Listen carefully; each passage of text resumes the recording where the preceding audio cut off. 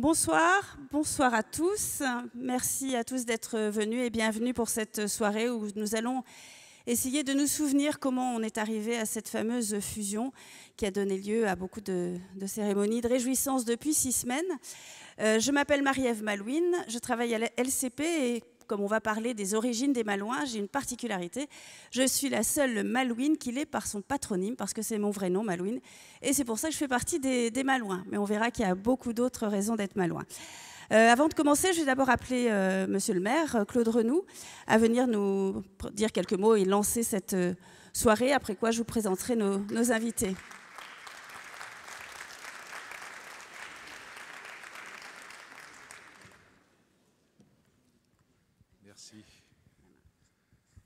Merci Marie-Ève Malouine. Je voudrais vous remercier tout d'abord d'avoir accepté d'animer cette soirée parce que Marie-Ève s'appelle Malouine, elle l'a expliqué sans être Malouine, mais en fait elle est Malouine tout de même parce qu'elle fréquente notre ville de façon très régulière, quasiment toutes les semaines.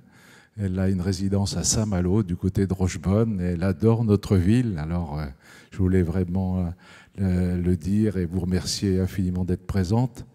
Et Marie-Ève est aussi, par ailleurs, écrivaine, journaliste et présidente de LCP, donc la chaîne parlementaire.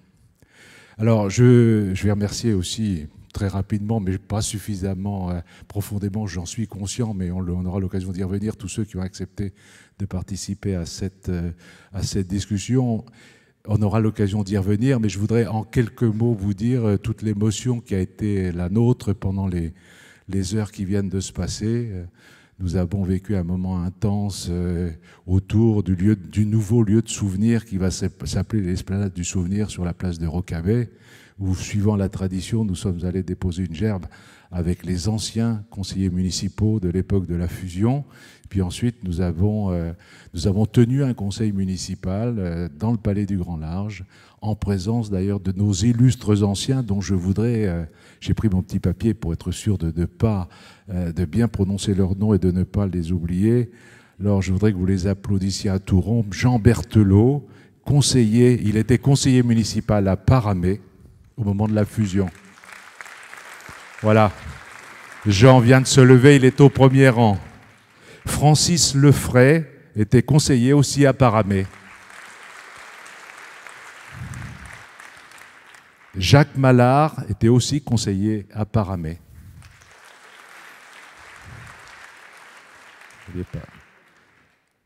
André Barbeau était conseiller à Saint-Malo.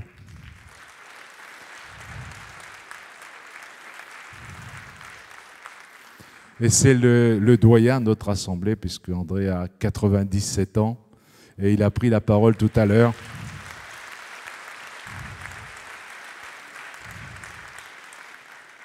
Alors ça, c'était des conseillers qui étaient conseillers avant la fusion, mais qui n'ont plus été conseillers après. Et il y en a deux qui étaient conseillers avant, qui sont restés conseillers après, qui ont été élus. C'est Claude Aigron, qui était conseiller à Saint-Malo après la fusion. Voilà. Alors deux Claude. Les Claude, ça m'a l'air d'être un prénom à la mode. Claude Levillain, qui était aussi conseiller à Saint-Malo. Nous avons évidemment rendu hommage aux conseils municipaux de l'époque, à ceux qui ont eu le courage de se lancer dans cette aventure, aux 3 maires de l'époque, qui aussi ont eu le courage de conduire cette fusion en 1967, imaginez. On va nous parler de l'année 67 tout à l'heure, mais c'est il y a 50 ans et il fallait avoir ce courage-là. Et nous avons décidé dans une délibération que nous venons de prendre, donc, puisque c'était une formation en conseil municipal tout à fait valable, capable de délibérer, autorisée par le sous-préfet, nous avons décidé donc de rendre hommage à nos illustres anciens en donnant un nom d'une voie ou d'une place à chacun d'entre eux. Alors, Georges Coudray, l'ancien maire de Paramé, avait déjà sa place, Georges Coudray, à Paramé, donc pas besoin de lui en redonner une autre. Par contre, Marcel Planchet n'avait pas de place et nous lui avons donné le nom ce qu'on va appeler le giratoire Marcel Planchet, qui est ce nouveau giratoire qui se trouve au Tallard, à côté de la gendarmerie. Et Maurice Calam, le maire de Saint-Malo, n'avait pas non plus de noms de rues.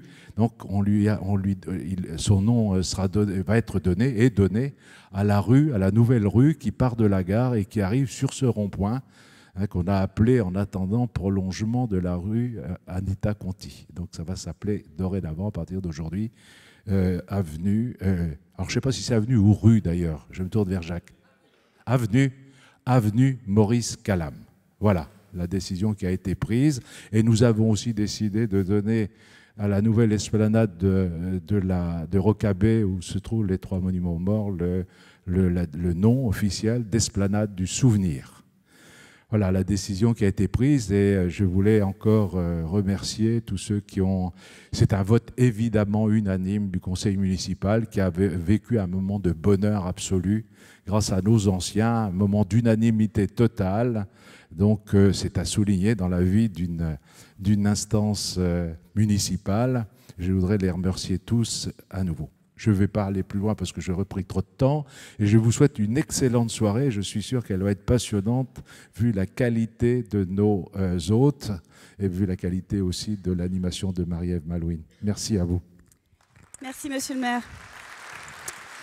Donc, je vous présente nos intervenants brièvement. Donc, Pauline Blinjouan, qui est sociologue et qui a fait une étude auprès d'un millier de personnes pour savoir qu'est-ce que ça voulait dire de se sentir ou d'être malouin. On verra s'il y a une différence entre les deux. Claude Levillain, qui était conseiller municipal à l'époque sur la liste Marcel Plancher, nous racontera et la campagne électorale et comment on vivait dans ces 3 communes côte à côte sans avoir fusionné encore. Gilles Fourqueroux, qui est historien, bien connu avec de nombreux ouvrages sur Saint-Malo, à Malouin lui-même. Michel Urvois, qui est journaliste, éditorialiste, et une plume et une mémoire et une précision sur la vie de la Bretagne et aussi de Saint-Malo. Et puis Jean Lebrun, vous reconnaîtrez tout de suite sa voix, qui est journaliste, historien, et qui pour une fois, vous aurez une marche de l'histoire spéciale à Saint-Malo. Avant cela, on va essayer de se souvenir quel monde on vivait, dans lequel on vivait en 1967. On était en plein dans les années 60. Alors un petit montage vidéo qui va vous rappeler pas mal de souvenirs et tous ces événements qui se sont passés, on a du mal à le croire maintenant, à ce moment-là. Un Tour de France dur, nous en avons aussi gagné un autre, Roger Pingeon. Aujourd'hui, la ville de Cherbourg va voir flotter pour la première fois son enfant, le Redoute. Voici que le départ est donné.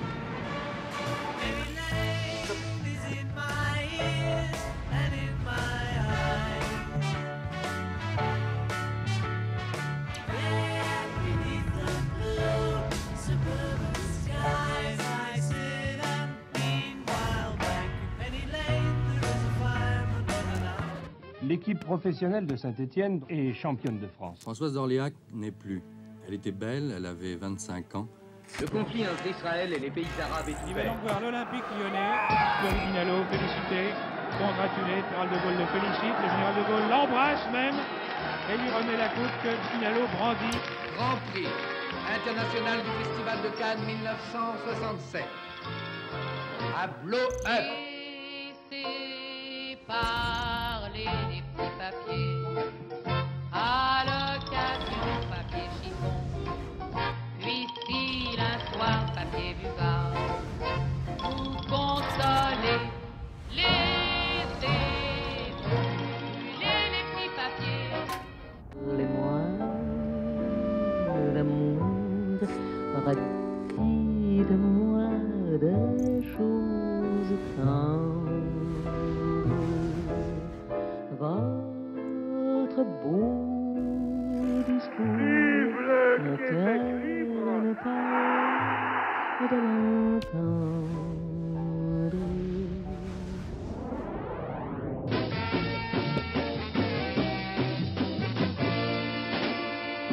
Du cinéma à la chanson. Et je te bouscule, tu ne te réveilles pas comme d'habitude. Sur toi. Et voici la couleur. Les contraceptifs ne sont plus hors la loi. Hier soir, à une écrasante majorité, les députés ont adopté la loi pilule.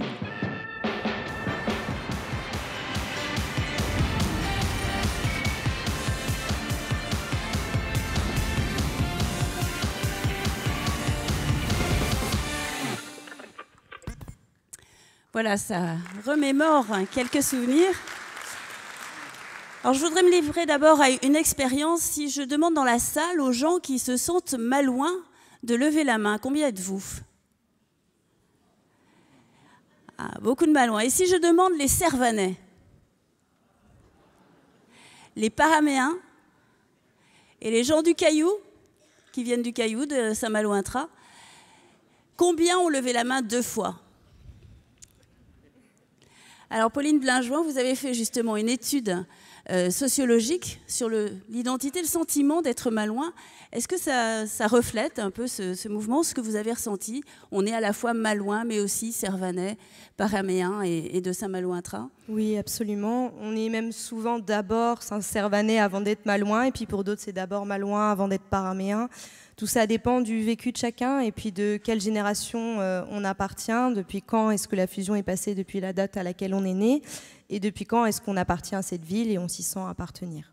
En même temps, on peut être né après la fusion et toujours se revendiquer de Saint-Servant ou de Paramé. Oui, bien sûr, il n'y a pas de règle pour ça. Comment vous l'expliquez d'après l'enquête que vous avez faite? Comment les gens vous l'expliquent? Bien, il y a plusieurs manières, déjà dans la manière d'appréhender l'espace et le territoire. Il y a aussi une transmission spatiale qui se fait dans le cercle familial, où on apprend le territoire dans lequel on vit.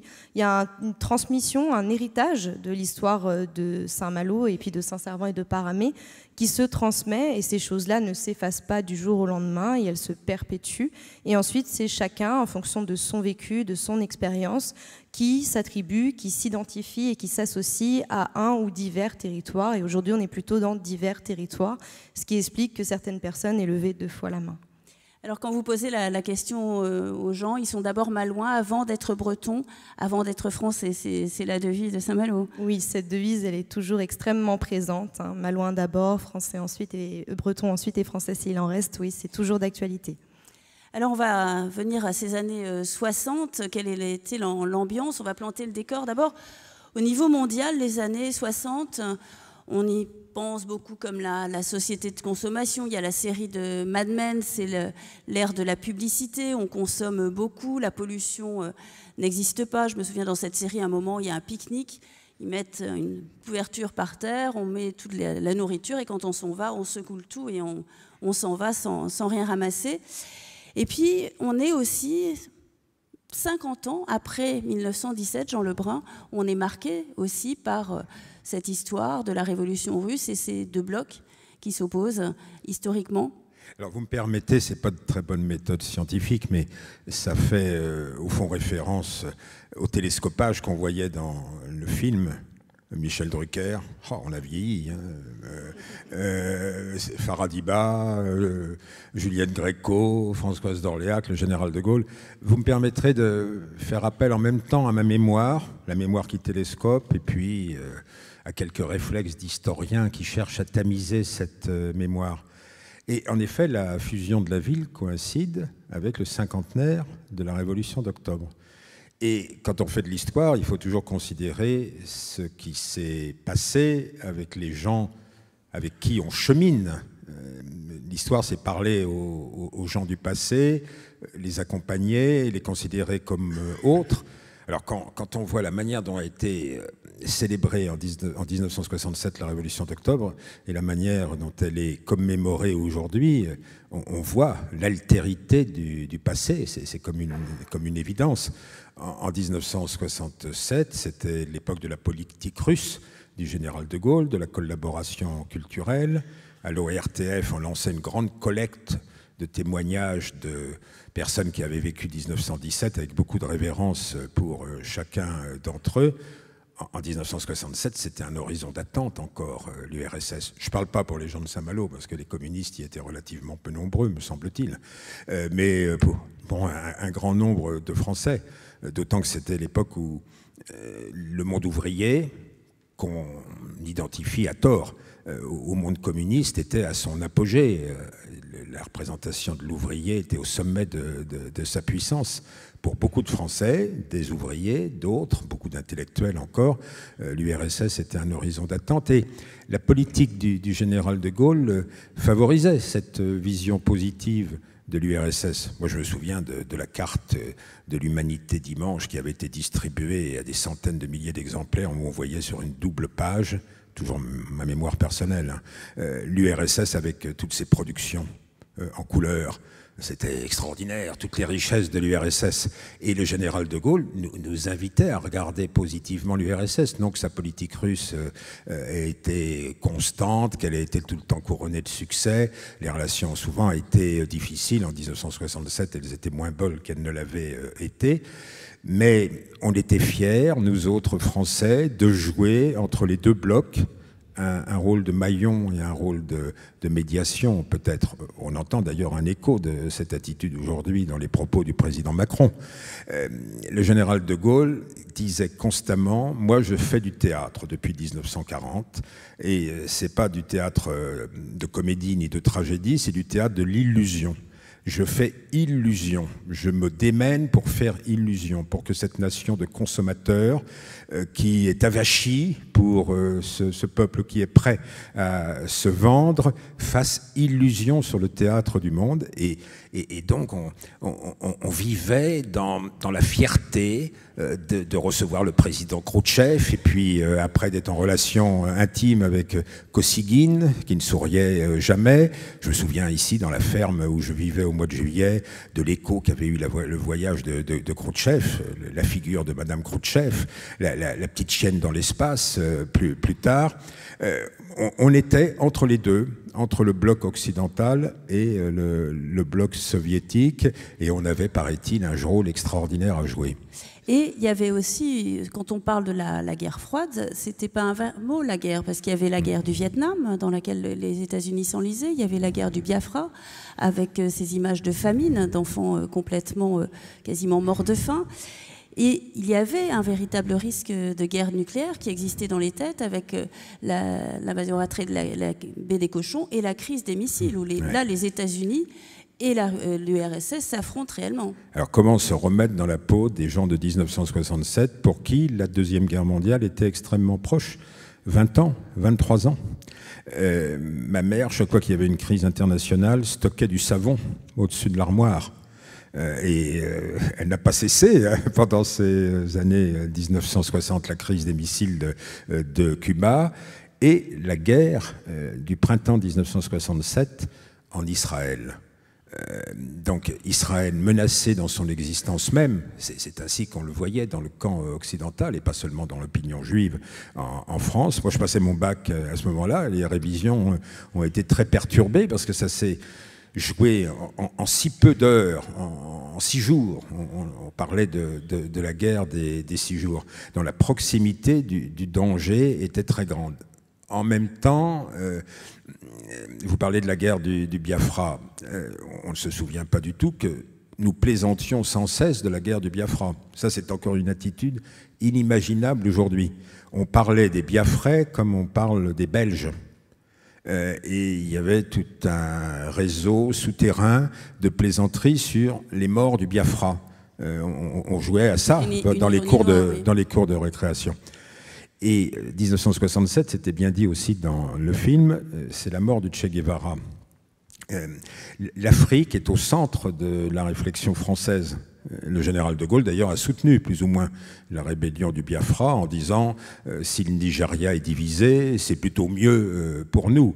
L'ambassadeur de France au Gabon semble avoir recueilli un petit Biafrais dont il ne faut pas rire parce qu'il est devenu ensuite le président Bongo d'aujourd'hui, qui à l'origine était peut-être un Biafrais réfugié. Mais l'Afrique nous intéressait beaucoup à cause de la tradition de la présence française en Afrique, et puis parce que s'y jouait un grand jeu entre les Français qui étaient encore là et l'Union soviétique et son influence. Si l'Union soviétique était un horizon d'attente pour le monde communiste ou l'extrême gauche française, elle était aussi pour les mouvements révolutionnaires du tiers-monde. Le Che Guevara, avant de mourir en Bolivie, avait tenté une rébellion au Congo.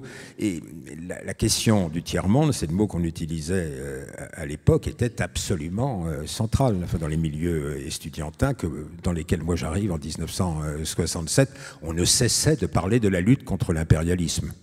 Michel Urvois. Moi, je ne suis ni Ni malouin ni historien, personne n'est parfait, je suis juste journaliste. Observateur, et qui plus est politique, ce qui aggrave mon cas. Avisé. Non, pour prolonger ce que dit Jean Lebrun et aussi ce qu'on a vu dans le film, qui est un condensé tout à fait intéressant, ce qui me paraît significatif dans cette période-là et jusqu'en 1967, après on pourra en reparler s'agissant de la France, c'est la puissance des États. S'il y avait un trait commun, s'il y avait un fil rouge entre tous les événements qui ont été rappelés ou décrits dans le film, c'est celui-là.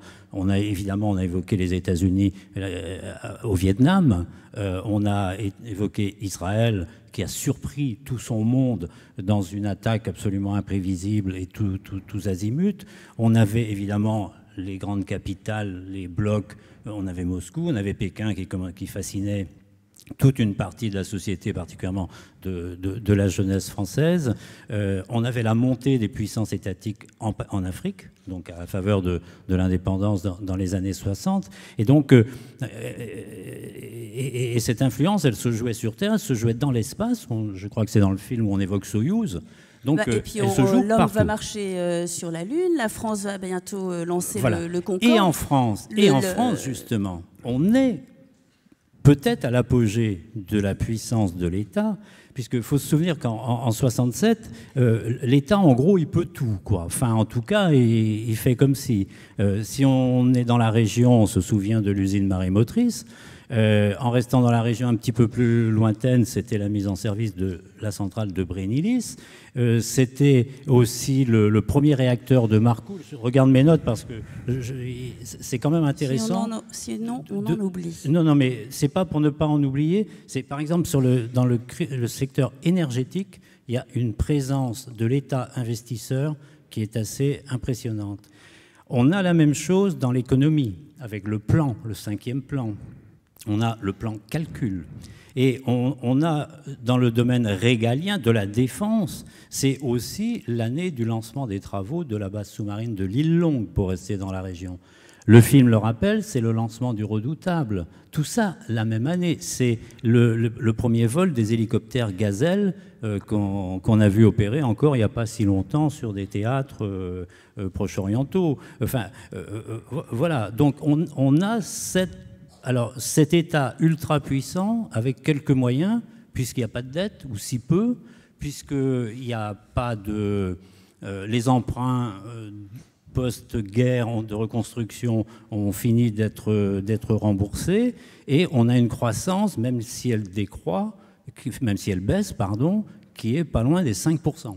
Mais cependant, les élections de 67, les élections législatives marquent le début du déclin du général de Gaulle, qu'on considère comme vieillissant et inopérant. Voilà, parce que tout ce que je viens de décrire là, en fait, c'est de la croissance matérielle, c'est du progrès matériel, mais ce n'est plus tout à fait ce qu'attend la société française, qui réclame une répartition des richesses, qui réclame des libertés, qui réclame... Le RTF est passé en couleur, enfin la première chaîne est passée en couleur, mais c'était pas la couleur que les gens réclamaient, c'était la liberté de l'information. L'image de tout à l'heure, où on voyait Georges Gorce et Jacques-Bernard Dupont, qui était à l'époque, tout le monde l'a oublié, mais enfin le président de l'ORTF, montre bien ce qu'était l'information officielle. Et alors le général de Gaulle se plaignait de l'inefficacité de cette opération, disait à Jacques Foccart: vous avez vu la tête de faucheton qu'a ce Dupont, comment vous voulez que ça marche?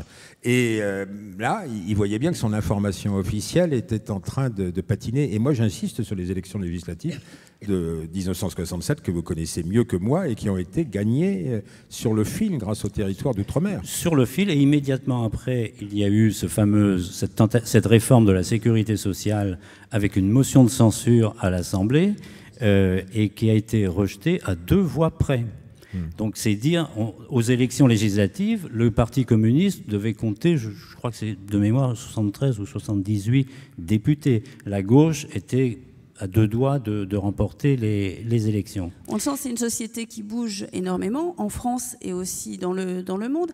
Même l'Église catholique a besoin de changer. C'est l'époque de Vatican II, le concile de Vatican II, parce que la société a besoin de bouger, et même les catholiques le ressentent. Est-ce qu'on le ressent ça en Bretagne, à travers les traditions qui ont éventuellement bougé à cette époque-là?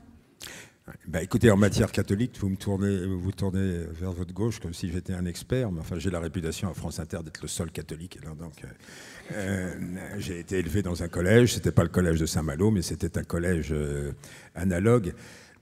Il faut imaginer ce qu'était encore le catholicisme dans la région en 1965-1967. Moi, j'étais dans une ferme tous les mois de juillet, à la limite de Saint-Coulon et de Cancale. On montait dans la 4 chevaux, on s'était endimanché. Le père s'était rasé de frais, il ne le faisait qu'une fois par semaine. Et on allait à la messe. Et à Saint-Coulon, il y avait encore un recteur et un vicaire. Et on chantait à l'église, à l'époque, des cantiques du genre « Ô toi, Seigneur, qui rassemble l'humanité, de la mine à l'atelier, du moulin jusqu'au pressoir ». Et il y avait dans l'assemblée, bien qu'elle fût séparée entre les hommes d'un côté et les femmes de l'autre, il y avait en effet toutes les couches de la société. Alors que maintenant, on a un catholicisme qui s'est hélas racorni sur une base sociale extrêmement étroite. Et moi, j'ai du mal à comprendre le catholicisme conservateur, parce que j'ai vécu adolescent dans un collège comparable à celui de Saint-Malo, donc le dégel du catholicisme. J'ai retrouvé les bulletins de Hurlevent. Les anciens élèves du collège de Saint-Malo avaient un bulletin. Et alors ils disaient, voyez comme ça évolue, les prêtres ne sont plus en soutane, ou du moins il y en a quelques-uns qui sont clergimènes. 1967, si je ne me trompe pas, c'est la date de l'entrée des filles au collège de Saint-Malo, avant l'union très problématique aussi du collège de Choisy et de Moka. Alors le père supérieur de mon propre collège disait, vous allez voir, ne vous inquiétez pas, les jeunes filles, il prononçait ça comme ça, vont arriver au collège. Et c'était le début du détachement. C'est très important pour la Bretagne, moins important peut-être pour Saint-Malo que pour d'autres régions de la Bretagne. C'est le début du détachement d'une partie du catholicisme, du bloc politique conservateur auquel, hélas, il s'était associé pendant des décennies, grosso modo, depuis les malentendus de la Révolution française. Et il y a un nom ici auquel je tiens beaucoup, parce qu'il en dit long, c'est celui de Lamennais. Alors, Lamennais, il incarnait d'abord une division à l'intérieur du catholicisme, puisque catholique ultra, il était devenu catholique libéral et ensuite il avait quitté l'Église. Il est mort le visage contre le mur pendant le Second Empire, refusant les derniers sacrements. Donc il y avait un clivage entre les gens qui se souvenaient du premier Lamennais et les gens qui se souvenaient du second Lamennais.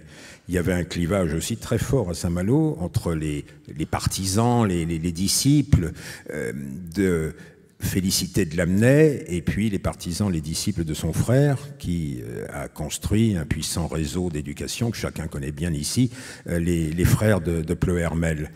Mais ça, c'était des oppositions qui agissaient encore dans les années 1950. Michel Geisdorfer, ancien député radical de Dinan, allait à la Chênaie, la propriété de Lamennais, abattre nuitamment la croix que les partisans de Lamennais, encore catholiques, avaient édifiée sur une stèle du parc.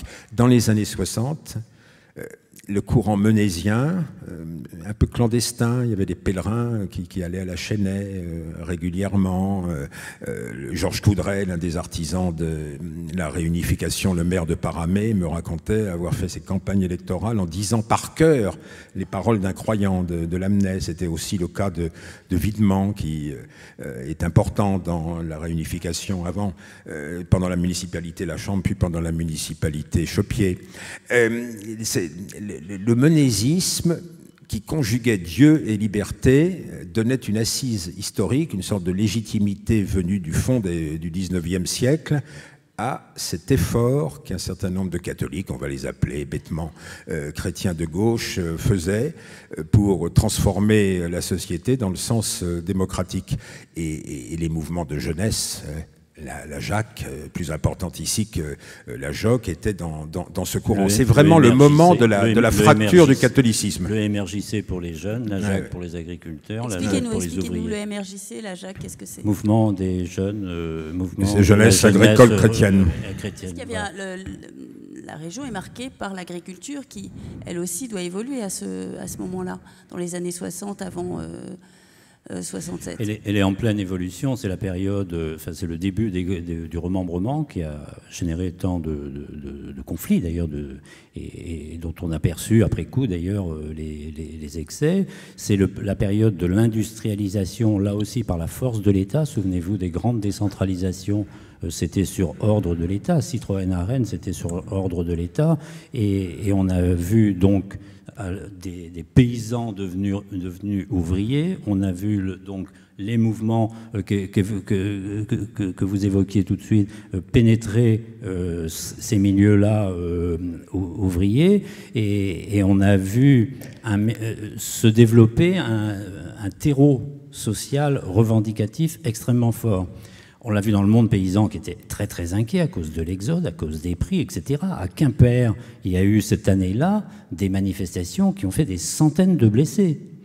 On est aussi, pour planter le décor, en lien peut-être avec l'aspiration territoriale qui a une autonomie territoriale, une autonomie de décision ici localement à Saint-Malo, dans le Grand Saint-Malo, on est aussi dans la période où en Bretagne, et bien plus qu'ailleurs, et bien avant qu'ailleurs, on a un mouvement anticipateur qui consiste à dire on veut décider, travailler, vivre au pays. C'est le CELIB, le comité d'études et de liaison des intérêts bretons, qui a fédéré à peu près toutes les forces politiques, syndicales, tous les courants, C'est-à-dire tous les acteurs. C'est étonnant ce mouvement, c'est au-delà des partis, c'est tout le monde se prend en main en Bretagne parce que on veut dire à l'État que notre destin c'est nous qui allons le prendre en main, on ne veut pas attendre l'État qui nous impose. Et cet État fort, c'est la figure de De Gaulle aussi. Voilà. Et donc c'était l'État peut tout, on va tout lui demander, et on va s'apercevoir que l'État, c'est pas ce qu'on lui demande n'est plus exactement la même chose, il n'est pas forcément en situation d'apporter ce dont on a besoin ou ce dont on rêve. Mais cet État qui peut tout, il a été interpellé par exemple par un célèbre Alexis Gourvenec, dont on vient, je crois, de poser une plaque ou ériger un monument, je crois, sur le port de Roscoff, qui avait interpellé Georges Pompidou, Premier ministre, de passage dans la région, et les deux hommes s'étaient rencontrés, il lui avait dit droit dans les yeux, je veux un plan routier, je veux l'électrification de Le Mans-Rennes, je veux un port en eau profonde, je veux... Et il a d'ailleurs tout obtenu, mais aussi parce que Georges Pompidou avait peut-être quelque intérêt à faire des promesses dans la perspective des années suivantes. Mais voilà, on était dans ce dialogue tendu, dans ce bras de fer permanent, entre un territoire qui voulait d'abord sortir du Moyen-Âge, d'une certaine manière, se libérer, décider pour lui-même, et un État qui, jusque-là, avait investi massivement, mais qui répondait de moins en moins bien aux attentes. Et de ce point de vue de la décentralisation, c'est assez cocasse de voir que le général de Gaulle, après 68, c'est le sujet par lequel il essaiera de se sauver, mais 2 ans plus tard, par le fameux référendum, mais 2 ans trop tard.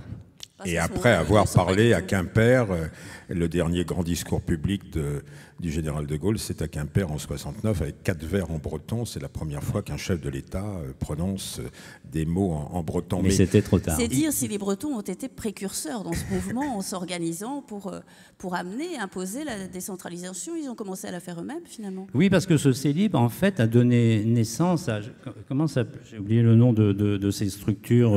les CODER. Les CODER, le Comité de développement régionaux, en fait, qui étaient un peu des prétextes à de la concertation, parce qu'on n'avait pas de pratique réelle d'une concertation sincère à l'époque, mais il n'empêche que ces CODER, c'était les interlocuteurs de l'État pour l'élaboration du plan, donc là en l'occurrence en 67 du 5e plan, et ensuite ce sont ces CODER qui sont devenus plus tard des EPR, des établissements publics régionaux, donc l'ancêtre de nos régions actuelles. C'est-à-dire qu'il y avait des coups de boutoir avec les grandes crises agricoles.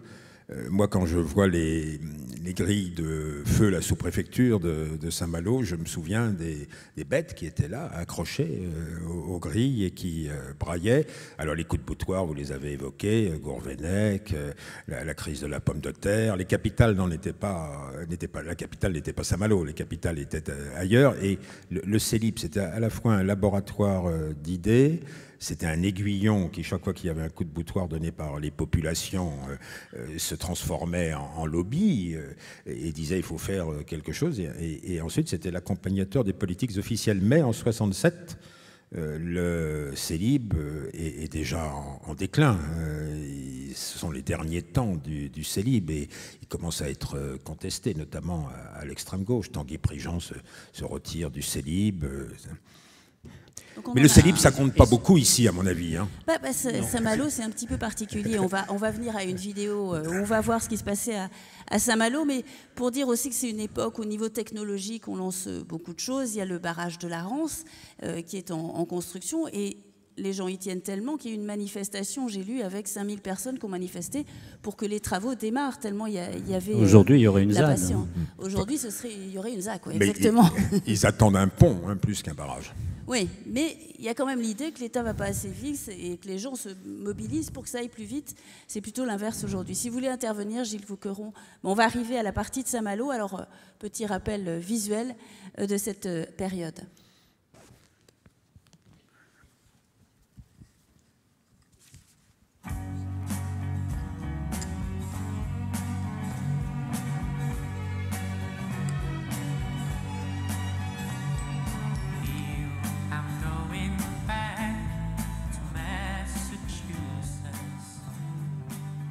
J'habitais au Calvaire, en face le Sillon. Je suis venue à la découverte quand ils montaient les nouveaux appartements. Alors là, moi, je suis rentrée dans l'appartement neuf.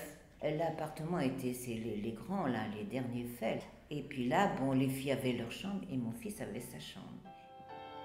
Le monde est gris, le monde est bleu. Et la tristesse brûle mes yeux. Et après, donc, il y a les petites maisons qui se sont montées à Bellevue. Je devais avoir une maison rue du Lausier. On appelait les grands appartements la banane, je ne sais pas pourquoi. Ils avaient des maisons jumelées. Et puis un petit jardin, c'était super bien. J'ai même travaillé, moi, à Magouès pendant 12 ans, 12-13 ans, quand ils ont monté prise unique. Et c'était bien. Tout a été refait, des jardins superbes et tout. Oui, et puis les commerces qu'il y a et tout, on a pu se déplacer à perpète. Donc vous vous sentez bien dans cette moi je ne partirai pas. Et puis dans cette ville réunifiée. Ah oui, non mais en plus c'est vrai. J'aime les filles de ces castels, j'aime les filles de ces régimes, j'aime les filles qu'on voit dans elles, j'aime les filles des magazines. Quand j'ai pris ma retraite, j'ai fait des démarches pour revenir sur Saint-Malo, je ne voulais pas aller ailleurs. Et je suis bien content parce que là je suis dans le secteur de Moka, 200 mètres de la plage, du Sillon, la digue, c'est l'endroit dont on peut rêver, puis auprès de Roquebet, on a tout ce qu'on peut espérer quand on est en retraite à portée de nos pieds. On est dans le nouveau centre de Saint-Malo. Give me a ticket for an aeroplane. Ain't got time to take a fast train. Lonely days are gone, I'm a going home. My baby just wrote me a letter. Il y en a un à qui je pense beaucoup, c'est Jean Villemont. C'était lui qui faisait finalement le lien entre l'ancien Saint-Malo et le grand Saint-Malo, puisqu'il avait été un adjoint de Guy Lachambre, il avait été conseiller général de Paramé. Jean Villemont, c'était la mémoire. Bon, puis il était du Caillou, il était né à Tramuros, donc c'était une référence, quoi. Moi, je l'ai beaucoup aimé, je pense beaucoup à lui. Il avait peut-être eu un rendez-vous manqué avec l'histoire Malouine. J'ai vu l'Orient dans son écrin, avec la lune pour bannière, et je comptais en un quatrain chanter au monde sa lumière. Alors la fusion, ça a permis à la ville de Saint-Malo d'être ce qu'elle est aujourd'hui, parce que 3 petites villes ne pouvaient pas faire ce qu'on a. J'ai entendu un requiem quand sur lui je me suis penché.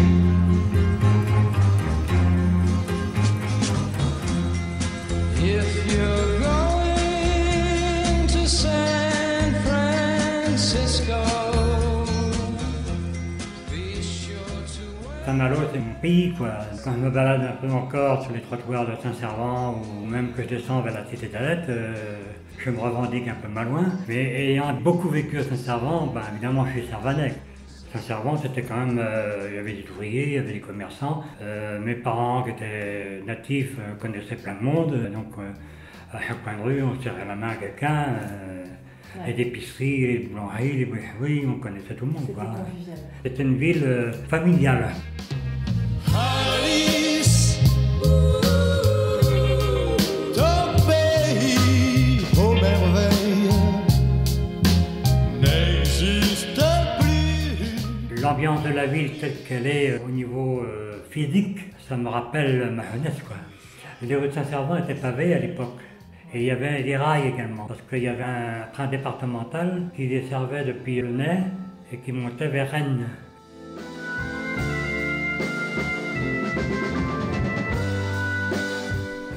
Donc maintenant c'est 3 quartiers, mais que chacun garde son entité, sa personnalité. Voilà.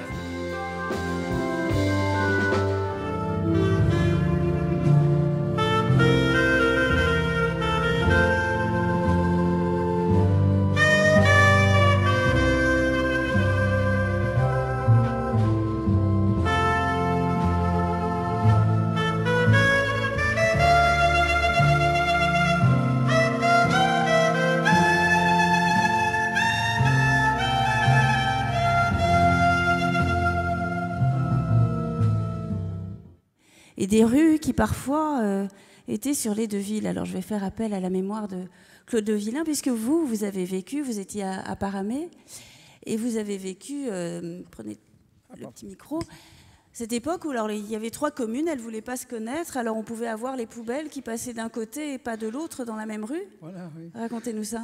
Oui, je vous remercie de me donner la parole. Je me sens humble derrière les deux personnes qui ont parlé avant, mais enfin, je vais essayer quand même de dire pas mal de choses sur Saint-Malo que je connais et du conseil municipal où j'ai eu le plaisir et la chance d'appartenir.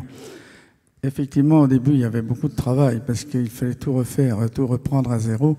Et le conseil municipal de Saint-Malo avait un avantage, c'était de s'entendre merveilleusement bien. Ça, c'est après. Je voudrais que vous nous racontiez avant ce conseil municipal, avant la fusion, quand les 3 communes étaient indépendantes l'une de l'autre. Oui, eh bien, oui, alors, si vous voulez, chaque rue avait son service de répurgation, les canalisations, même, moins drôle, les pompes funèbres, quand quelqu'un décédait sur Saint-Malo, il fallait passer après à Paramé changer de pompe funèbre. Enfin, c'était une catastrophe. Il fallait changer de ah véhicule. Ouais, tout était complètement séparé, quoi. Et alors, on m'a parlé de rues, dans ce qu'on appelle le Saint-Malo maintenant, mais d'un côté, c'était goudronné, et de l'autre, pas.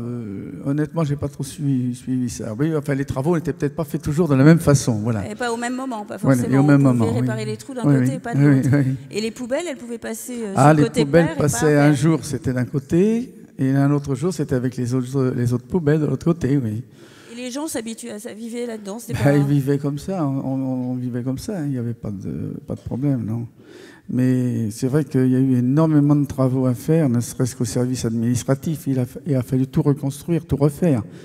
Hein, il y avait un secrétaire général dans chaque commune, il en fallait plus qu'un. Enfin, tout a été à refaire. Ça a été aussi reporté parce que c'était une grosse histoire à réaliser. Ah oui, c'était un travail énorme. On en a parlé longtemps avant de le faire. Ouais. J'avais la chance, moi, d'être comme en conseil municipal aux travaux, quoi. Mais par contre, je répète, il y avait une entente formidable, comme j'ai vu ce soir d'ailleurs. Et puis, nous avions quand même un chef de file qui était formidable. Ça, Marcel Pranchet, c'était fou. Ouais. On va y venir tout à l'heure, mais d'abord, je vais voir Gilles Foucron. Vous êtes historien, vous avez suivi tout ça. Et expliquez-nous pourquoi ces trois communes n'arrivaient pas à s'entendre. C'est que ça remonte à loin, tout ça. Ça remonte à 1758. Il faut remonter Vraiment. en fait 2 siècles auparavant. Saint-Malo a une longue histoire. Effectivement, elle est née sur le site d'Alette.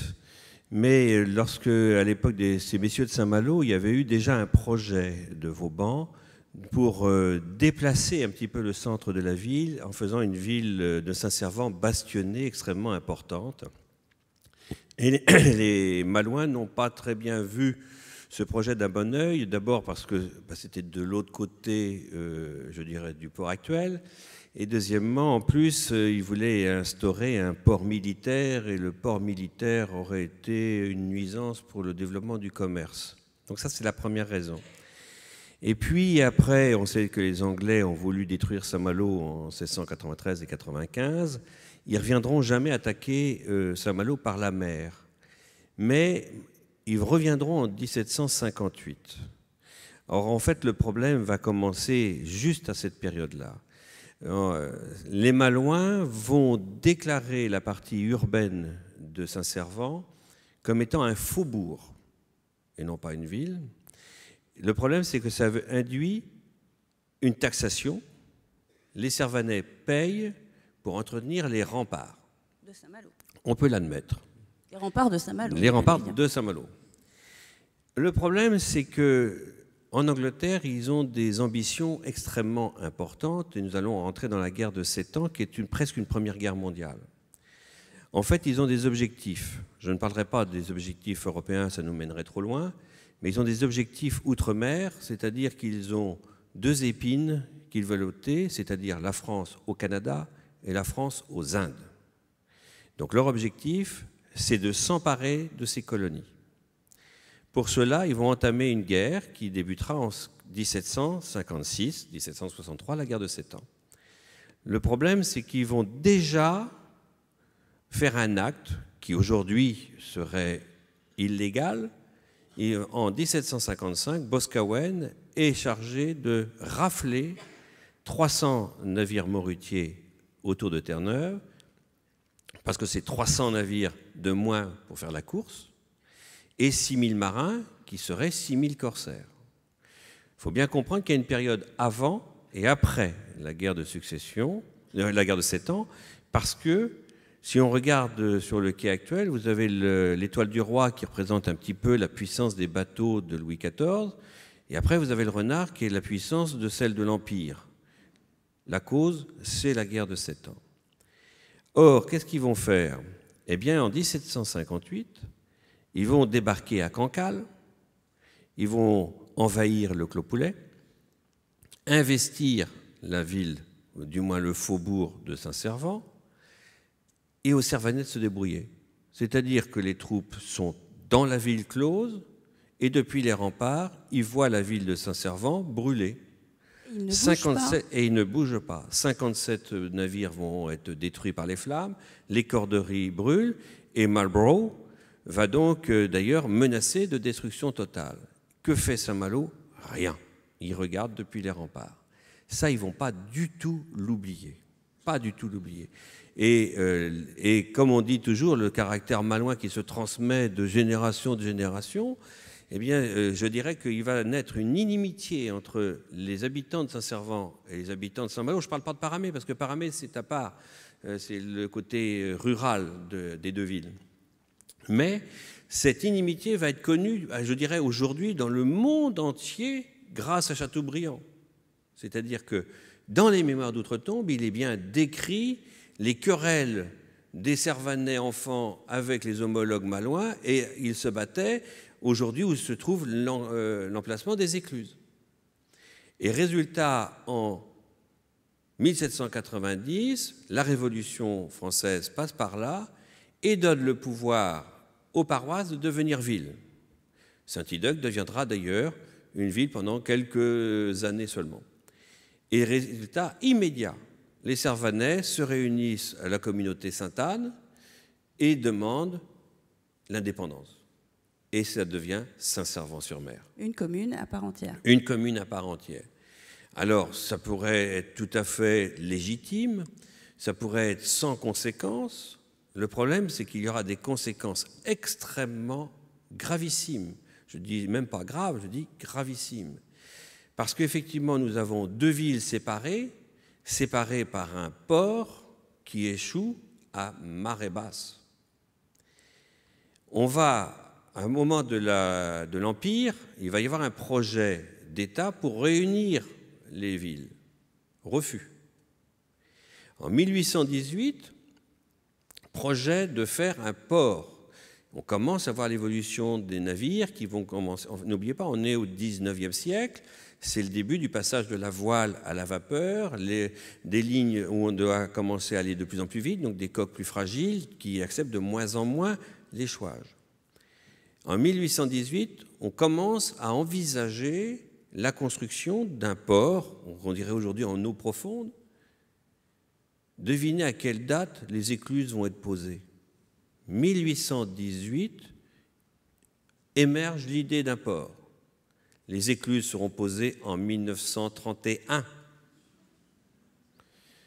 Parce que les Malouins et les Servanais vont s'auto-détruire mutuellement. Ce qui est pire, c'est que vous l'avez dit tout à l'heure, c'est que Vauban avait déjà imaginé ce port à 3 bassins à flot.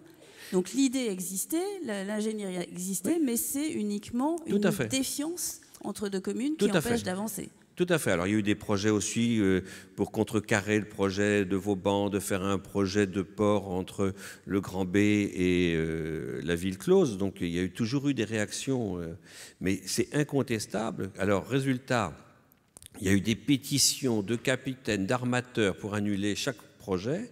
En plus, on n'a pas eu de chance, on a choisi un ciment qui ne tenait pas. Donc, quand on disait quand un bateau rencontrait le mur du quai, c'était le mur qui reculait et pas le navire. Donc, c'était un peu embêtant. C'est embêtant. Le ciment était de très, très mauvaise qualité. Mais, incontestablement, il va falloir attendre un certain temps. Et alors, maintenant, pour ceux qui connaissent bien la ville de Saint-Malo aujourd'hui, je suis certain qu'un certain nombre ne peut pas imaginer que le bassin Bouvet, c'est le port de Saint-Servant, et que le bassin du Guétrouin, c'est le port de Saint-Malo. Voilà. Avec chacune des écluses à part, parce que le bassin Vauban, il continue à s'échouer. Hein, jusqu'en 31 et en plus 36. Donc on comprend vraiment qu'on a pris un retard considérable, et ça a été l'effet, malheureusement, je dirais, de la non-participation des Malouins derrière leur mur face aux destructions du duc de Marlborough. Résultat, on constate que les Anglais, ils ont obtenu, parce qu'ils ont mis la pagaille dans la ville de Saint-Malo, et puis on a quand même perdu le Canada, et on a perdu les Indes. Alors pourquoi ils nous ont attaqués? C'est pas pour s'attaquer à Saint-Malo. Là, on est dans une mondialisation. C'est-à-dire que les Anglais ont voulu s'attaquer pour permettre, ou du moins empêcher les troupes françaises du roi de partir vers les Indes et partir vers, je dirais, l'Allemagne d'aujourd'hui, où se passe un certain nombre d'opérations. Et résultat, eh bien, ils voulaient fixer les forces françaises en métropole d'aujourd'hui, et ils ont obtenu, ça nous a coûté ensuite la séparation de la ville, la ruine de la France, ce sera la Révolution française, mais ils auront le même problème puisqu'ils ont été ruinés. Et résultat, qu'est-ce qu'on a fait nous-mêmes? C'est que de participer aux côtés des insurgents qui ne voulaient pas payer les taxes induites par l'Angleterre. C'est la guerre d'indépendance américaine. Et qu'est-ce qu'on a fait, nous? On a eu une armée qui campait sur la commune de Paramé depuis le début de l'avenue John Kennedy jusqu'à Limoilou, et en Roténeuf. Eh bien, il y avait tout un camp en 1778-1779. C'est encore décrit dans Chateaubriand. Et incontestablement, les Anglais ne vont pas envoyer les troupes qu'il faut en Amérique. Et résultat, les Anglais ont perdu les États-Unis. Double représailles. Alors, on en refait un bond dans l'histoire, mais c'est bon de savoir d'où viennent ces rancœurs et ces méfiances.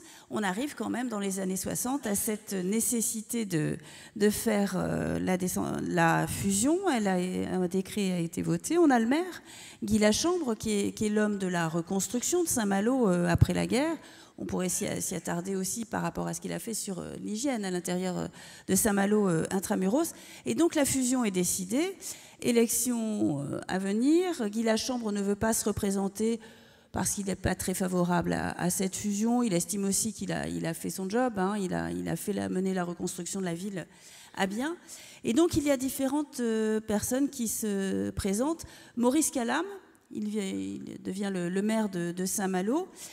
Et Jean Videment, j'aimerais qu'on parle de Jean Videment, s'il y a d'ailleurs des gens qui peuvent nous en parler dans la salle, parce que c'est quelqu'un qui était élu à Saint-Malo, qui avait travaillé avec Guy Lachambre et qui avait compris qu'il fallait absolument faire cette fusion. Il avait un esprit d'entrepreneur et il y avait une réforme de la taxe locale qui était perçue par la commune sur le siège social des entreprises qui était à Saint-Malo, intramuros, mais les entreprises étaient à l'extérieur. Et avec la réforme de la TVA, il a compris que Saint-Malo n'aurait plus les moyens de cette arrogance, on va dire, vis-à-vis des communes voisines qui, elles, étaient favorables à la fusion. Et ça a commencé à se débloquer à ce moment-là. Michel Urvois, on peut revenir sur l'enjeu. Vous disiez qu'il y avait une forme de rébellion par rapport à l'État central. Et la fusion, c'est aussi une forme de pragmatisme économique qui gagne aussi les Malouins avec la nécessité économique de faire la fusion. C'est du bon sens érigé en règle démocratique. Il faut se rappeler qu'en 1967, ou dans les mois ou les 2 ans qui ont précédé la fusion elle-même, la décentralisation n'existe pas, les coopérations communales n'existent pas. Je crois qu'il y a un exemple de fusion de communes en France, et les seuls syndicats intercommunaux qui existent, ce sont des syndicats à vocation unique. Donc les établissements régionaux n'existent pas. Les communautés urbaines, les communautés urbaines naissent tout juste. Et voilà, et il y a autant de communes que de clochers. Donc c'est intéressant de voir le côté précurseur de cette initiative dans une France qui reste très très centralisée. Et très contrôlé par le réseau de l'État, par le réseau préfectoral. Et alors c'est là qu'arrive cette campagne électorale que vous avez faite, Claude Levillain, avec Marcel Planchet, qui était le maire, lui, de Saint-Servant. Et puis il y a un candidat qui arrive de Dinard, ministre, oui. Yvon Bourges, qui est maire de Dinard et qui vient tenter sa chance à Saint-Malo. Oui, il a essayé, bien sûr, parce qu'il était ministre avec Général de Gaulle, je crois. Donc il s'est dit, je vais y arriver, mais ça n'a pas été apprécié du tout des Malouins. Non, ça n'a pas été apprécié. Il y a pourtant un futur maire de Dinard qui est venu nous remercier de venir le prendre. Ça n'a pas marché. C'est-à-dire qu'il est venu à Saint-Malo pendant la campagne pour dire merci de prendre. Il s'est levé, il a dit je viens vous remercier pour venir nous le prendre là. Ça nous rendrait bien service à Dinard. Et donc ça n'a pas marché. Non. Yvon Bourges avait fait une liste sur Saint-Malo avec des gens de Saint-Malo, oui. Mais Marcel Planchet, vous étiez sur ces listes. Ah, oui. Lui, il avait fait une liste avec beaucoup plus de gens de toutes les professions. De toutes les professions, oui. Moi, je suis arrivé là par un copain, d'ailleurs, Pierre Blouin, qui était également, qui est toujours en vie d'ailleurs, mais qui n'est pas dans le coin. Pierre Blouin qui est venu me chercher, puis il m'a dit, tiens Claude, il faudrait peut-être qu'on défende un peu Paramé, qu'on présente un peu Paramé pour le défendre. Et c'est comme ça que je suis rentré dans l'équipe de Marcel Planchet, que je n'ai pas regretté du tout. Alors il avait su mobiliser également les syndicats. Il y avait des gens de la SNCF qui le soutenaient pas mal, qui apportaient la contradiction dans les meetings d'Yvon Bourges, les enseignants. Oui. Donc il y avait un peu tout le monde de tous les coins. Oui, et puis, nous avons premier tour. Oui, au premier tour, oui, nous avons 57%. 57%, exactement. Et alors là, vous êtes élu, et c'est là que les ennuis commencent. Parce qu'il il faut faire la fusion. Non, oui, c'était pas des ennuis, c'était un travail très important à faire. Mais tout était en triple. Tous les services publics étaient en triple. Il fallait tout diviser par 3.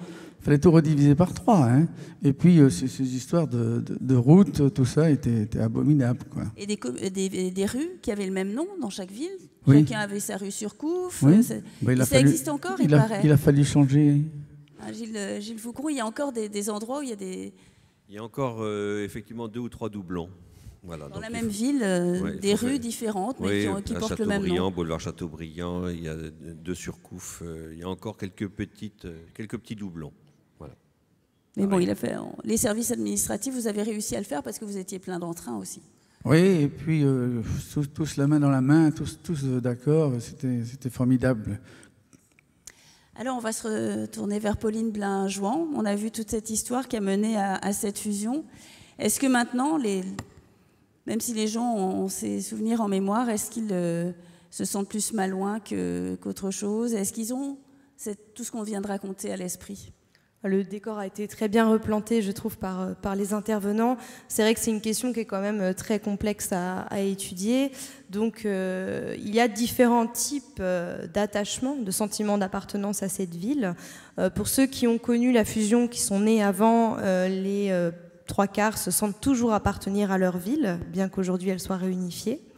Pour les générations qui suivent, c'est un peu ça, mais ils se sentent aussi appartenir à la ville réunifiée. Et pour les plus jeunes, c'est bien sûr la ville de Saint-Malo réunifiée qui passe en premier, étant donné qu'ils sont nés dans cette ville. Après, ces appartenances de communes se sont transformées en appartenances de quartier, c'est-à-dire qu'on a tous des appartenances multiples qui sont hiérarchisées dans l'esprit des individus et qui ont une importance du coup différente et qui se modifient en fonction de à qui on s'adresse, puisque cela dépend. Donc, si c'est une personne de la ville, on va dire le quartier tout d'abord. Et c'est une personne extérieure, on va dire Saint-Malo, qu'on appartient à la ville de Saint-Malo, qui est évidemment très connue. En quoi est-ce que c'est différent à Saint-Malo d'une autre ville? Dans d'autres villes aussi, il y a des quartiers, mais à Saint-Malo, il y a quelque chose de particulier?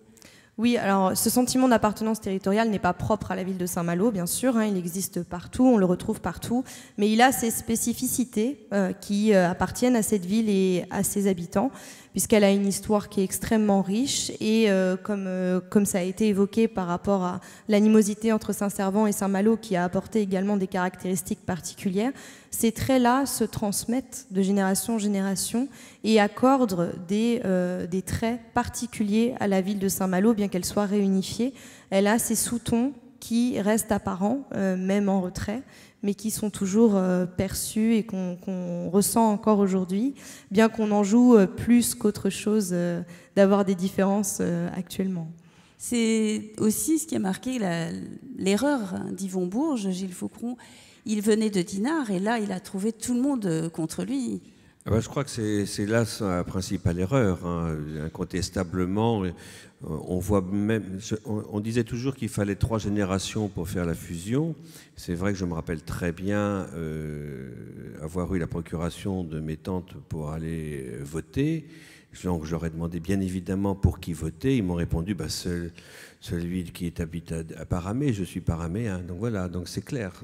Se moquer complètement de la couleur politique, ils votaient en fonction de leur ville, ancienne ville. Le gros problème de Bourges, c'est qu'il était persuadé qu'il allait avoir la victoire facile à Saint-Malo, mais il n'habitait pas à Saint-Malo. Donc il a été forcément balayé. Et les Malouins, je me rappelle, à l'époque j'avais 12 ans, donc je suivais ça de très loin. Mais c'était incontestable, tous les Malouins disaient « Oui, mais enfin, après Saint-Malo, il va aller à Rennes. » Voilà, donc il a été blacklisté.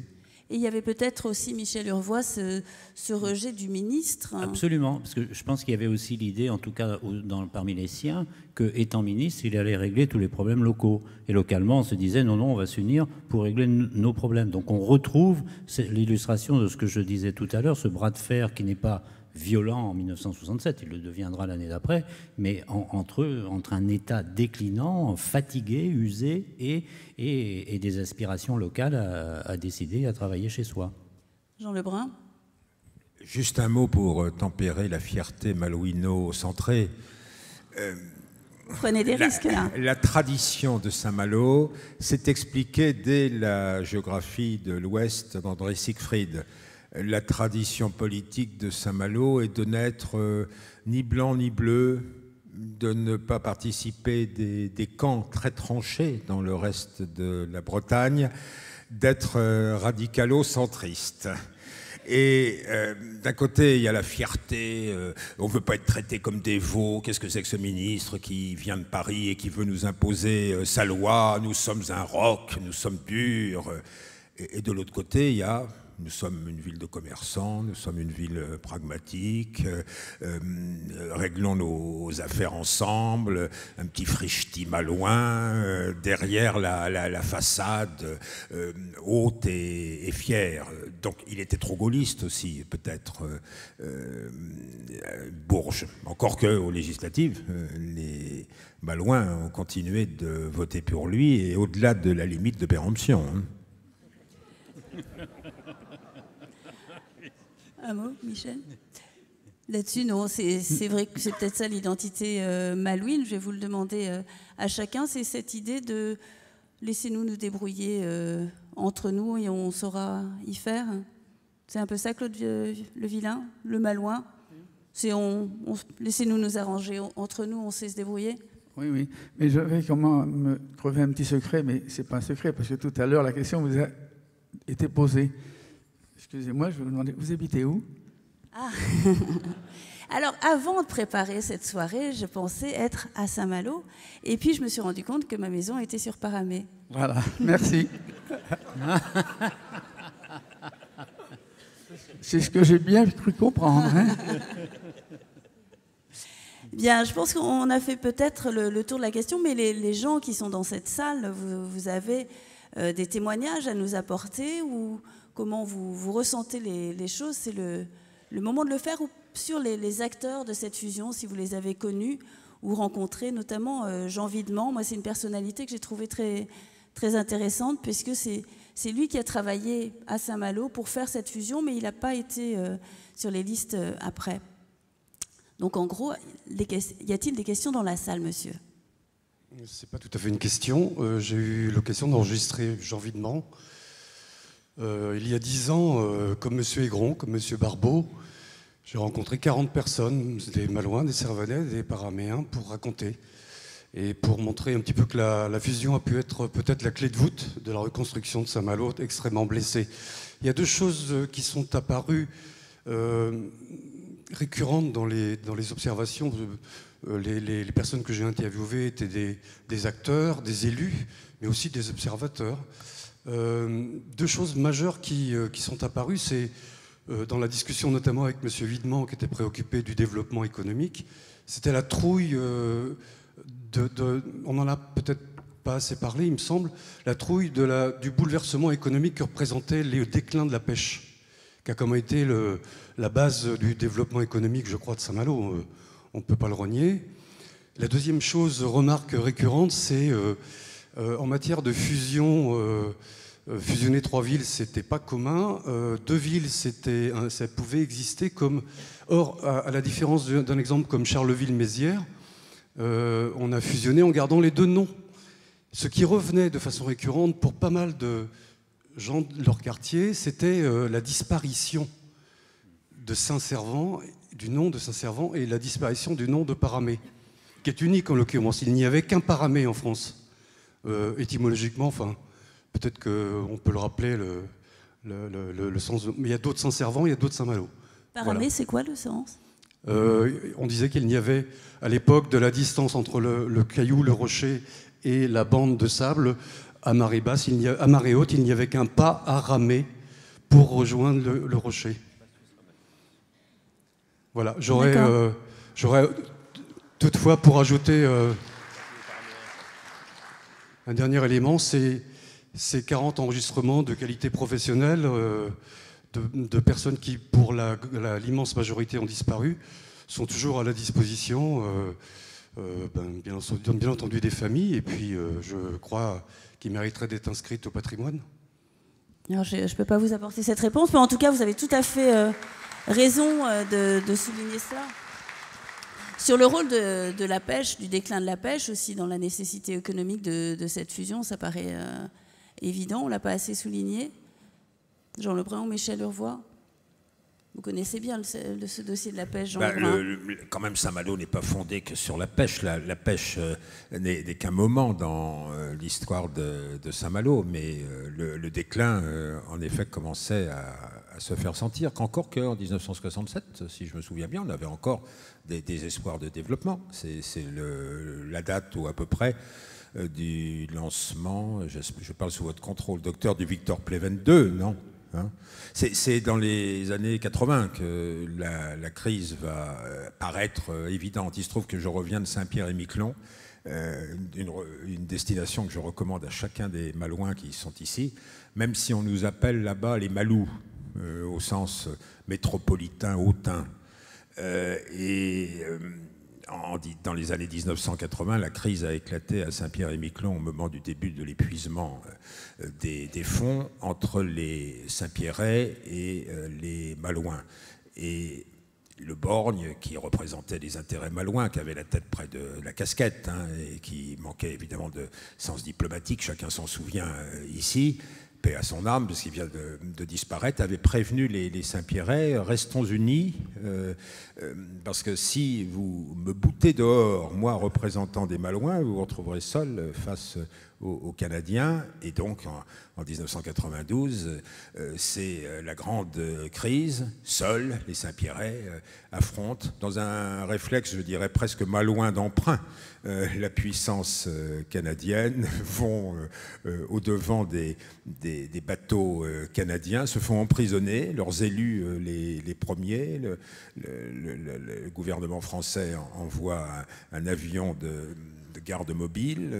Les Saint-Pierrais arrivent à l'aéroport avec leurs tractopelles, empêchent les gardes mobiles de sortir, jettent le préfet à la mer. Combien de préfets de Saint-Pierre sont partis avec une brosse à dents par le premier bateau? C'est-à-dire que nous avons réagi comme allaient réagir contre nous les Saint-Pierrais, avec une attitude peut-être un peu suicidaire, don quichotesque, face à la crise inévitable de la pêche. Les fonds à Saint-Pierre ne se sont pas renouvelés, malgré un arrêt de 25 ans maintenant, et on n'y pratique que la petite pêche. Manque de vision. Je rejoins ce que vous disiez, manque de prévision et manque de vision. La crise était inscrite dans les faits, il fallait peut-être la gérer moins brutalement, plus diplomatiquement et avec le souci de l'horizon. La bonne définition d'un Malouin, parce que vous en venez là, Marie-Ève, pour moi, elle est donnée par la gouvernante de Lamennais, quand le petit Félix se promène sur les remparts dans les années d'avant la Révolution. Il regarde la mer, il regarde les lointains. Sa gouvernante, qui est à sa recherche, dit à sa famille, il voit des choses que nous ne voyons pas. On aimerait que les Malouins soient toujours dans cette position-là, au lieu de regarder sur le nid, de regarder seulement le nid de vipère, qui est parfois la ville.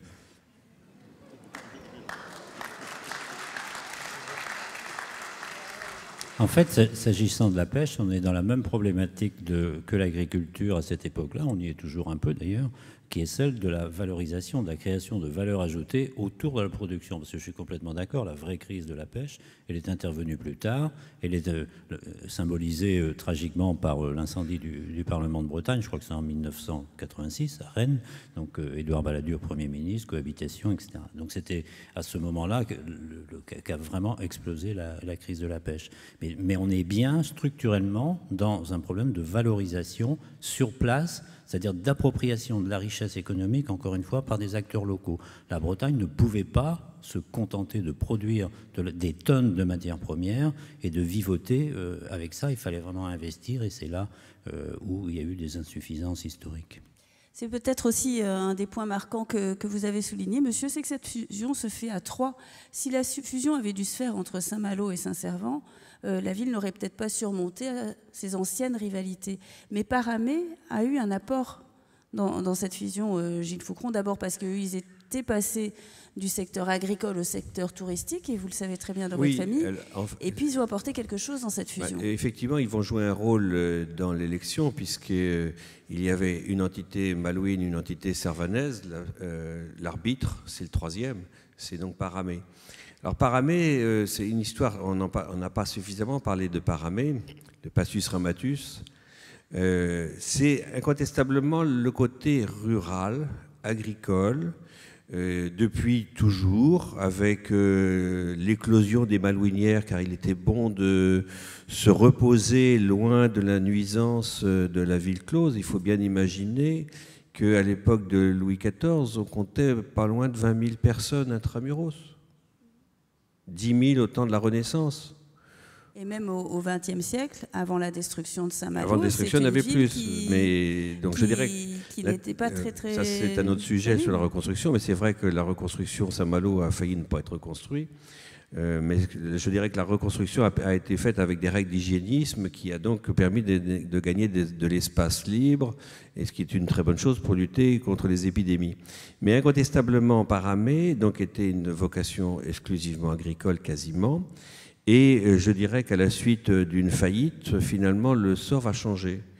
Il y a eu une faillite qui a fait que le créancier parisien, Hébert, qui avait justement une particularité, son boulevard était à moitié sur Saint-Malo et à moitié sur Saint-Servant. De côté des Thermes, c'était Paramé, de l'autre côté, c'était Saint-Malo. Eh bien, le résultat, c'est qu'il est venu par le train, il n'y avait pas de panne à Montparnasse ce jour-là. Et résultat, désolé...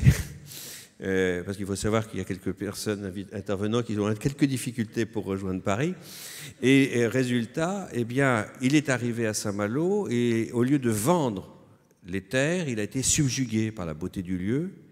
Il a fait appel à des partenaires du Figaro, de la Côte des Fossés, et au lieu de vendre, ils ont tout acheté. Et ça a donné lieu, je dirais, à la cité balnéaire de Paramé. Celle de Saint-Malo avait commencé un petit peu avant, en 1842, avec l'intervention du docteur Chapelle qui a eu l'idée des bains de mer, peut-être liés à la fièvre jaune soignée aux Antilles et à la Guadeloupe. Et incontestablement, ça ne va pas se développer véritablement à Saint-Malo. Il y avait des casinos, mais ça ne se développait pas. Et en fait, c'est l'instauration du grand hôtel de Paramé et le casino qui va faire en sorte que la ville de Paramé va devenir vraiment une ville à part entière.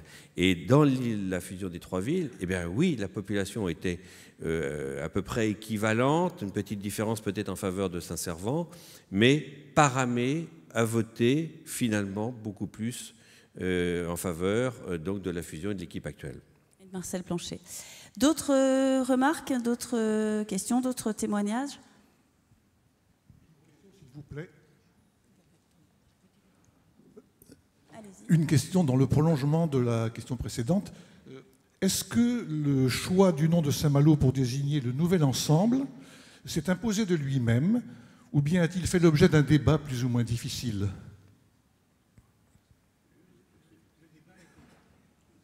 Alors, dites-nous, monsieur.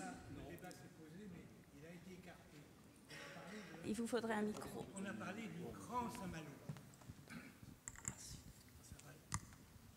À l'époque, la question a été soulevée, a été évoquée par la presse, on a essayé de faire du Saint-Malo Saint-Servant, du Saint-Malo Paramé, etc. Et puis, on a parlé de l'élection au Grand Saint-Malo.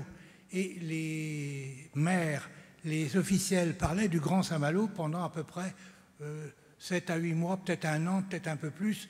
Mais très vite, la formulation a été abandonnée. Et je pense que c'est resté en l'état. Personne n'a soulevé de rouspétance à droite comme à gauche, si bien que le mot de Saint-Malo, les premiers actes ont été le Grand Saint-Malo, puis après on est arrêté à Saint-Malo, et puis depuis, même les Paraméens, même les Servanais, quand ils sont en dehors de Saint-Malo, quand vous les rencontrez en Dordogne, ils ne parlent que de Saint-Malo, ils ne parlent pas du tout. Bon. Pardon. Donc c'est la réponse, c'est que ça s'est fait d'évidence de devenir la ville de Saint-Malo. Madame, ça marche? Je pense, oui. Bon. Attendez, vous êtes deux. Alors je vois madame. Je suis au balcon. Ah, très voilà. loin. Alors Bon. on va, par parité, on va faire la dame d'abord et le monsieur après. Merci. Ça pouvait être l'inverse, sans aucun... Les dames d'abord. On m'a appris ça. Je vous précise que je suis la fille unique de M. Maurice Calame et que à l'époque de la fusion, j'avais 23 ans et que j'ai connu ça de très près, ce qui me permet de vous dire que si M. Jean Vindement, que j'ai bien connu et que j'ai toujours beaucoup apprécié, était, comment dirais-je, à cette époque, pour autant, il a peut-être, par les années précédentes, suscité la fusion, mais en aucune manière il n'a fait la fusion. Ceci pour préciser par rapport à ce que j'ai entendu tout à l'heure.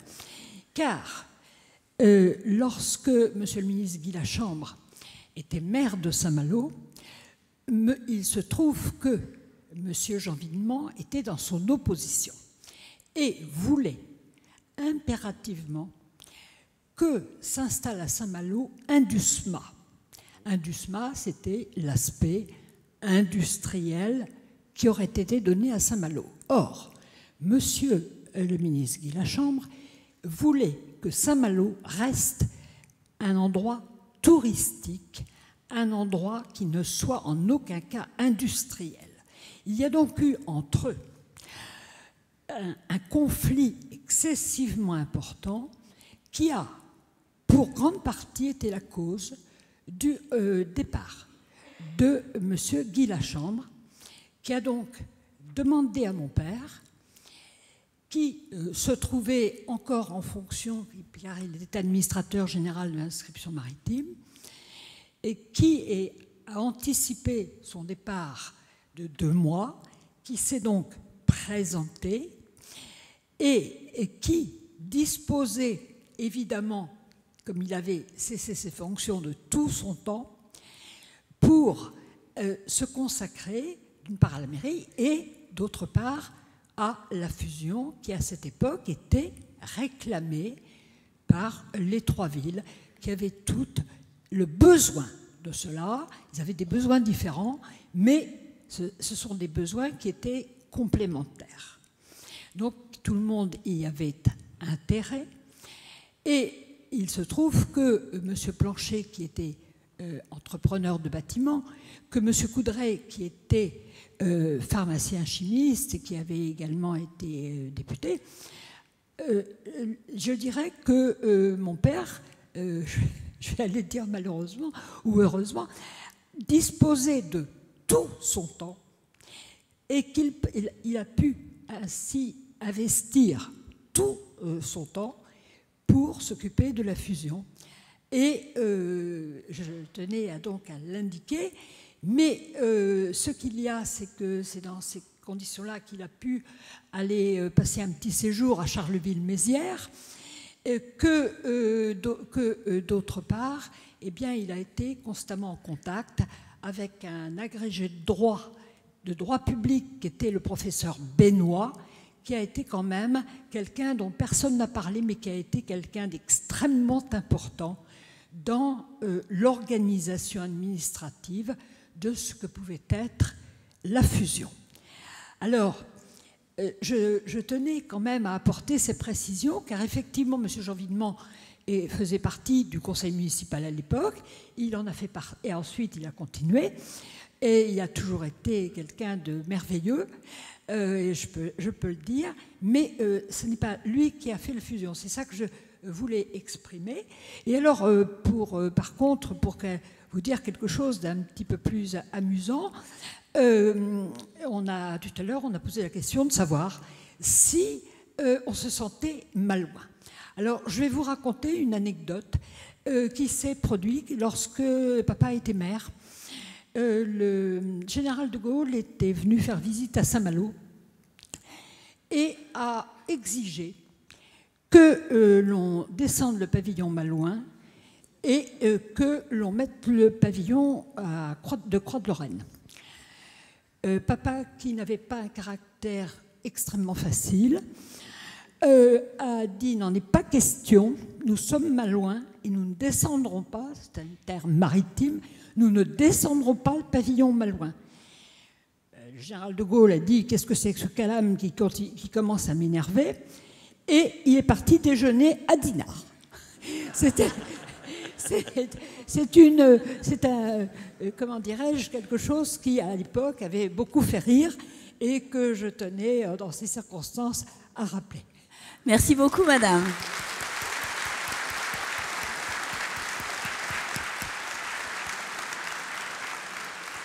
Merci beaucoup, c'est formidable parce que justement on a des témoignages dans la salle et on va préciser tout ce qu'on a dit. Alors monsieur, je vous avais promis Oui. au balcon.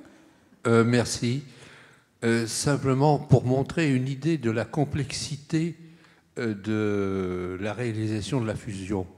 En fait, à l'origine, en 1947, lorsque la première pierre de la reconstruction de Saint-Malo a été posée, le préfet est venu à Saint-Malo et a rencontré les 3 maires pour leur dire, écoutez, 3 villes, 3 maires, c'est un peu compliqué pour réaliser un certain nombre de choses. Et est-ce qu'il ne serait pas possible d'avoir une entente intercommunale sur certains sujets tels que l'hôpital, tels que l'assainissement, le tout à l'égout, etc. On s'est assez vite mis d'accord sur le fait que c'était une méthode qui pouvait être importante. Simplement, prenons le cas de l'hôpital. Les Servanais voulaient un hôpital au Roset. Les Malouins voulaient un hôpital là où il était, c'est-à-dire intramuros. Il y avait une autre possibilité et qui posait quelques problèmes, c'était avoir un hôpital là où il est actuellement, c'est-à-dire en bas de la rue de la Marne. Simplement, il y avait un gros problème. Le gros problème, c'est que l'hôpital qui était à cet endroit-là appartenait aux Malouins, mais le terrain sur lequel il avait été construit appartenait à Saint-Servant. Vous devinez l'angoisse des Malouins, car je vous rappelle qu'à l'état civil, ce qui compte, c'est l'implantation de l'endroit où on est. Autrement dit, tous les Malouins qui seraient nés à l'hôpital, comme le terrain était servanais, auraient été baptisés servanais. Il a donc fallu faire une savante opération d'échange de terrain pour que finalement les 2 communes aient leurs pieds dans leur territoire.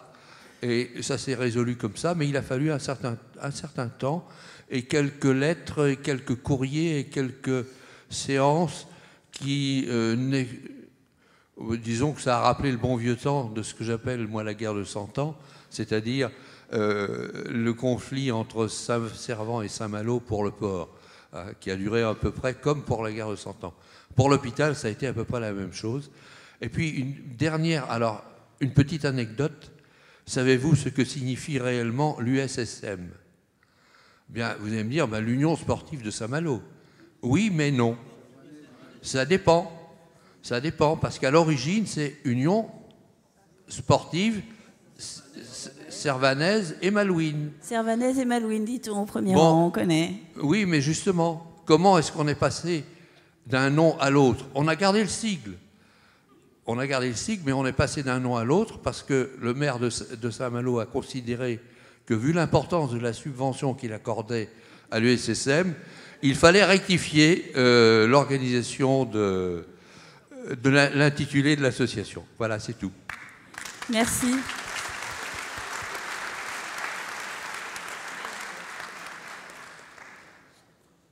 Une petite question concernant l'histoire proprement dite. Je reviens un petit peu en arrière. Vous avez, Monsieur Foucron pourrait nous éclairer, on est passé tout de suite à la fusion, à l'élection de la nouvelle municipalité, etc. Mais avant, il y a d'abord eu le choix des municipalités, des 3 municipalités. Vous avez passé sous silence cet aspect-là. Comment ça s'est passé en 60... je ne sais pas à quelle date exactement, les trois mairies, les 3 municipalités, Saint-Servant, Paramé et Saint-Malo, ont décidé, en leur âme et conscience, de demander la fusion. Ils se sont mis d'accord. Est-ce qu'il y a eu unanimité ou est-ce qu'il y a eu une opposition au sein de chacune des municipalités? On n'a pas évoqué cet aspect-là. Gilles Foucron, je pense que vous pouvoir nous ça aurait été abordé par Maître Laurent Calam à l'instant. Et effectivement, on n'a pas eu l'occasion au cours de ce débat de parler du rôle important de l'Indusma et d'un syndicat qui, je crois, est la CFTC. qui ont joué un rôle très important pour le développement économique, la fusion. Alors d'abord, il faut savoir que les Américains avaient déjà envisagé, après une fusion entre Paramé et Saint-Malo. Il y a eu ensuite des projets préfectoraux qui n'ont pas vu le jour pour les raisons qu'on a déjà expliquées. Et après, effectivement, c'est une réflexion, je pense essentiellement par l'INDUSMA et la CFTC, que la réflexion s'est imposée. Alors, moi, j'avais 12 ans à l'époque, donc je n'ai pas suivi le rôle politique au sein de chaque municipalité, mais c'est certain que la fusion n'a pas dû être simple. Il devait y avoir, je ne crois pas qu'il y ait d'unanimité, sinon ça s'appelle le stalinisme. Donc, incontestablement, il y a dû y avoir des oppositions, mais ce qui est certain, c'est que l'opposition la principale était celle de Saint-Malo, pour les explications qu'on a données.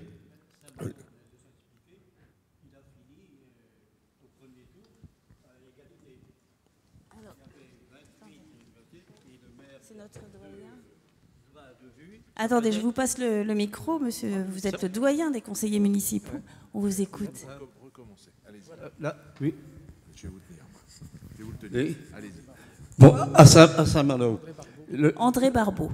À Saint-Malo, lorsqu'on a fait le vote après le tirage, on était 28 votés, et le maire, qui était 29, avait le droit à deux voix. Et lorsque la finale est arrivée, au dépouillement, c'est arrivé à 15-15. Donc, il fallait repartir sur un autre logement, sur un autre tweet.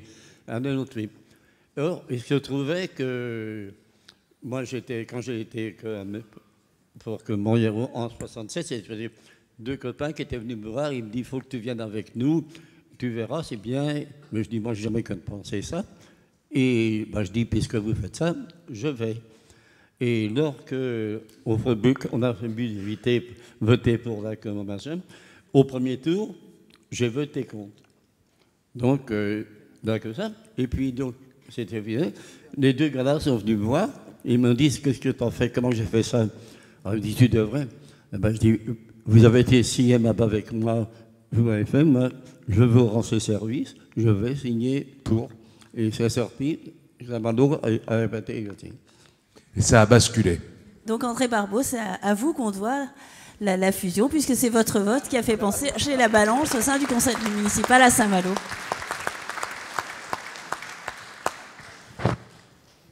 Une autre question au balcon, en haut.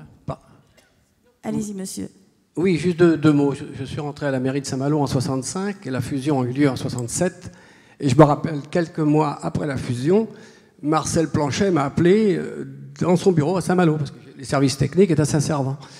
Et il m'a dit, monsieur Garnier, je veux absolument que vous me fassiez un grand plan du nouveau Saint-Malo, parce que Saint-Servant, Paramé, tout ça, avait des plans, des échelles différentes. Alors je lui ai dit, monsieur le maire, je veux bien, parce que il n'y avait pas de bureau d'études, j'étais tout seul comme dessinateur.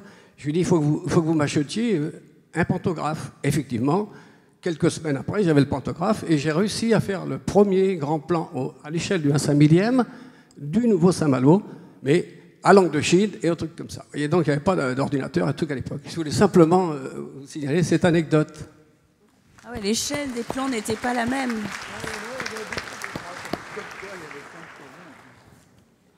Une dernière question. Oui, encore là-haut. Oui. Bonsoir.